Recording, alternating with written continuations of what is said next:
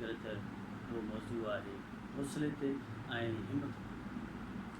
ॾिसो, मां अक्सर लिखंदो रहंदो आहियां, फेसबुक ते बि लिखंदो आहियां, ट्विटर ते बि लिखंदो आहियां त जेके हिमत भरिया दोस्त हुजनि उन्हनि सां गॾु, छो त उहे हिमत भरिया दोस्त तव्हांखे हिमत ॾींदा। तव्हां उन्हनि सां का ॻाल्हि वंड कयो था त यार मूंसां हीअ ॻाल्हि आहे, छा मां इहा करे सघां थो, उहे तव्हांखे ईअं न चवनि, तव्हांखे मायूस न करे सघनि। अगरि उन्हनि तव्हांखे मायूस कयो, तव्हांजी हिमत न बणिया ऐं तव्हांखे ईअं चई छॾियो त यार न इहो तोखां न थी सघंदो, थी सघे थो इहो बाद में थिए, इहो या वरी हीउ वक़्तु न आहे इन शइ जो, त इहा जेको आहे सो तव्हांखे छा कंदी, तव्हांजी हिमत, तव्हांजो हौसलो रोड़े छॾींदी। त मक़सदु चवण जो इहो आहे त हिन वक़्तु जेका तव्हां खां शइ थिए थी उहा बाद ते न छॾी। तव्हांजो वक़्तु आहे, जवान वक़्तु आहे कुझु करण जो, कुझु नाम कमाइण जो, कुझु सितारो, कुझु तारो थियण जो जवान वक़्तु आहे। ऐं इहो वक़्तु हरू भरू में, सुम्हण में, हरू भरू में, हेॾे होॾे भॼण डुकण में न विञाइबो। जीअं सैयद शाह अब्दुल लतीफ़ भुटाई जिन फरमायो आहे त तती थधी काह कान्हे वेल वेहण जी, तती थधी काह कान्हे वेल वेहण जी, मतां थिए ऊंदाह पेर न लही पंहिंजो। त तती थधी काह, इहा तती थधी काह थी, कान्हे वेल वेहण जी, हिन वक़्तु वेल वेहण जी न आहे, भले तती हुजे थधी हुजे।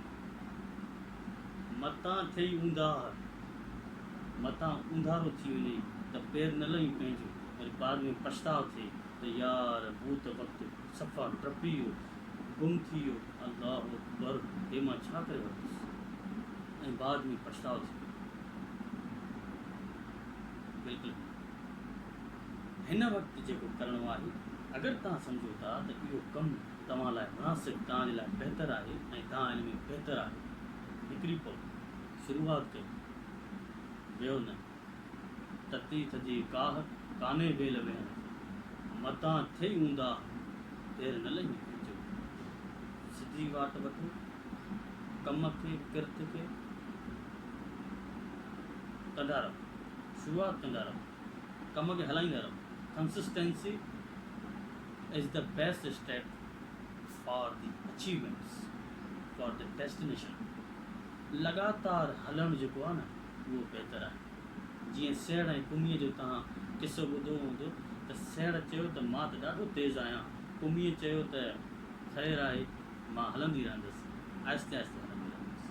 त कुमी आहिस्ते आहिस्ते हलंदी रही ऐं सेण जेको आहे उहो तकड़ि तकड़ि में अध ते वेही करे वञी आरामु कंदो, कुमी पंहिंजी मंज़िल पहुची वई। सेण पाण खे सम्झो त मां त ॾाढो तिखो आहियां, त इन जे करे पाण खे तिखा न सम्झो, पर कंसिस्टेंसी रखो, हलाईंदा रहो, हिकिड़े कम खे हलाईंदा रहो, लगातार हुनखे हलाईंदा रहो, बीहारियो न। हिकिड़ी माई इंग्लिश कंट्री जी उन जेको आहे सो उनजो कोल आहे इंग्लिश में, don't procrastinate that tomorrow will never come. हाणे जो कमु बाद ते न छॾियो, सुभाणे कॾहिं न आहे अचणी, हुनजे मुताबिक़ सुभाणे कॾहिं न आहे। वरी डेंज़िल वॉशिंगटन ईअं बि जेको आहे सो कोल जेको आहे पंहिंजो लिखियो आहे इंग्लिश में, the ease is the greatest threat to progress than the hardship. जेकी आसानी आहे उहो तमामु वॾो ख़ुदिशो आहे अॻिते वधण खां। हाणे अॻिते वधे थो, अगरि उहो सम्झे थो त हीअ त आसानु आहे, उनमें छा कंदो, पंहिंजो वक़्तु विञाईंदो ऐं वेही रहंदो। पर जेकी हार्डशिप आहे, जेकी सख़्ती आहे, सख़्ती में छा कंदो त तकड़ि कंदो, जल्दी कंदो, अकुल सां कंदो।